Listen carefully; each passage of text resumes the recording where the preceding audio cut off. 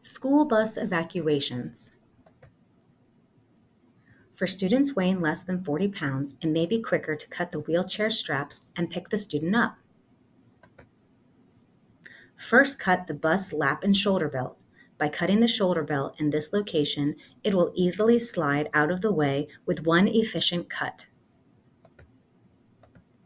Then it's as easy as 1, 2, 3, seatbelt. If the student has chest straps on the wheelchair, cut the chest straps at both shoulders and at the student's hip that is closest to you. You do not need to cut the chest strap on the opposite hip, as it will not interfere with you lifting the student up. Lastly, cut the student's wheelchair seatbelt. By cutting the student's wheelchair seatbelt last, it'll help to keep the student in position until you are ready to pick him or her up. It is a lot quicker to cut all of these straps than to try to unbuckle them. Some wheelchairs have ankle straps on the footrests, and you may have to cut the straps here as well. This is another reason it is good to know your student's equipment. After cutting all the straps, you are ready to lift the student. Remember, when lifting, be sure to bend your knees and do not twist as you lift. Instead, step with your feet as you turn. For larger students, you will need 2 people. We are fortunate to be in an urban area. When there is a bus incident, people come to help.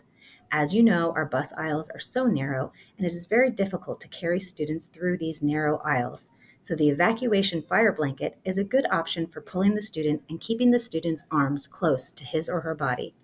Before cutting the straps on the wheelchair, you must first prepare for the transfer by 1, opening the emergency door, 2, placing the fire blanket on the floor, and then 3, evacuating the student.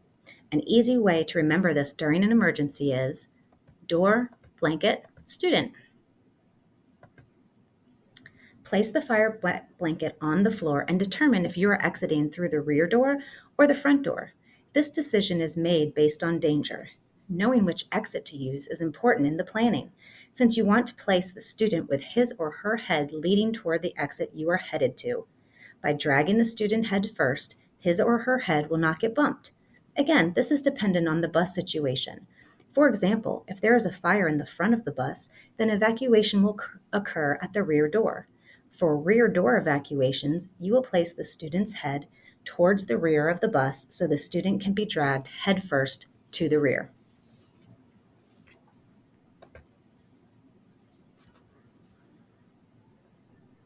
Now that you have the student ready to go and the fire blanket on the floor, cut the bus lap and shoulder belts, and then cut the chest and lap belts on the wheelchair.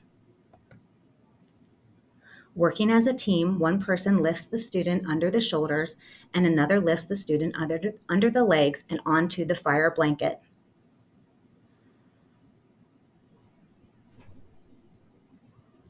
After placing the student on the fire blanket, head facing the emergency door, each person will sit and scoot out of the emergency door before pulling the student out.